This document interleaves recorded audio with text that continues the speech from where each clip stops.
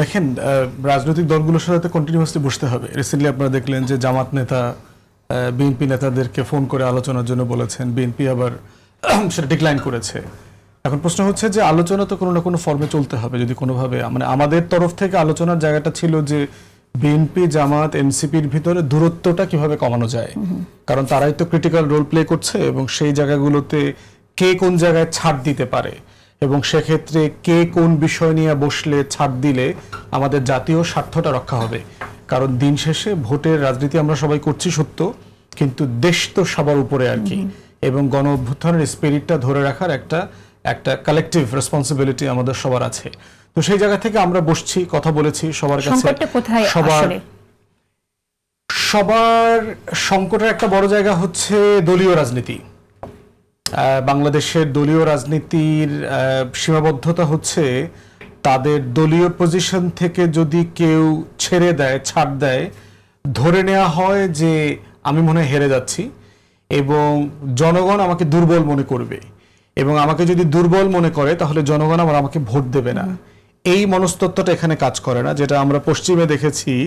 ছেড়ে দিলে বরং তাকে আরো বেশি জেনারাস মনে করে, যে আরো বেশি তাকে রাষ্ট্র চালানো পরিচালনা করবার জন্য আর উপযুক্ত মনে করে। সেই কালচারটা এখানে নাই। কিন্তু আমার কাছে মনে হয়েছে জনগণও আসলে ছাড় দেওয়াটাকে পছন্দ করে।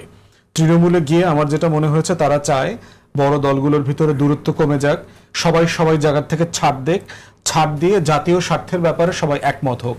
তো সেখানে আলোচনা চলছে, চলমান, এটা একটা কন্টিনিউয়াস প্রসেস এবং এইটার কখনো দাড়ি পড়বে না আর কি, এটা কন্টিনিউয়াস কমা দিয়ে চলবে।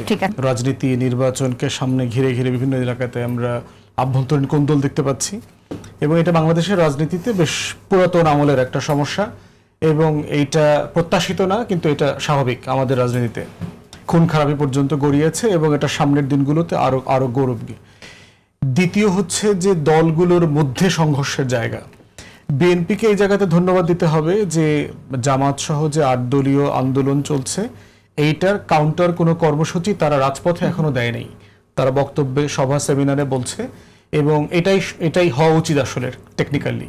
যে কারণে এই দাবিগুলোর প্রতি আমাদের সহানুভূতি থাকার পরেও আমরা কিন্তু রাজপথের কোনো কর্মসূচিতে যাই নাই, কারণ আমরা বোধ করছি যেই সরকারকে আমরা রিচ করতে পারি সেই সরকারকে রাজপথে গিয়ে কর্মসূচি দিয়ে বিব্রত করবার কোনো প্রয়োজন আসলে নাই।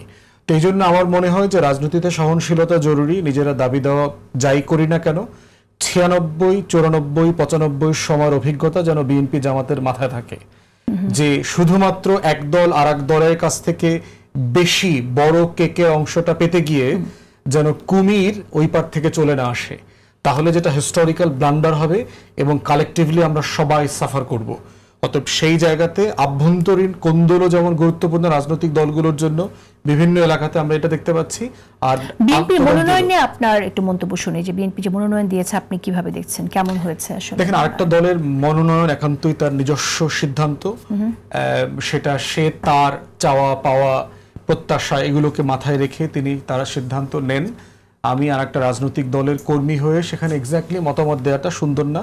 আমরা যেটা বোধ করছি কিছু কমন প্রিন্সিপালের জায়গাতে আমাদের একমত হওয়া দরকার রাজনীতির কালচারের জায়গাতে, সেটা হচ্ছে মনোনয়নের ক্ষেত্রে গণতন্ত্রের প্র্যাকটিস। এই যে বিরোধগুলো হচ্ছে, এই যে মনোনয়নকে কেন্দ্র করে খুন খারাপি পর্যন্ত হচ্ছে, সংঘর্ষ হচ্ছে, এইটা ঠেকানোর একমাত্র উপায় হচ্ছে দলগুলোর ভিতরে গণতন্ত্রের চর্চা করা। মামদানি দেখেন, প্রাইমারিজে তাকে জিতে আসতে হয়েছে না প্রথমত, তাহলে প্রত্যেকটা আসনে কেন আমরা দলীয় সদস্যদের প্রাইমারি আয়োজন করছি না? যে ওই প্রাইমারিতে ফেল করলে সে তখন এই সংঘর্ষে জড়িয়ে যাবে, কারণ সে মনে করতো যে আমি তো নির্বাচনে হেরে গেছি, দলের সদস্যরা আমাকে চায় না, সময় একেবারেই কম।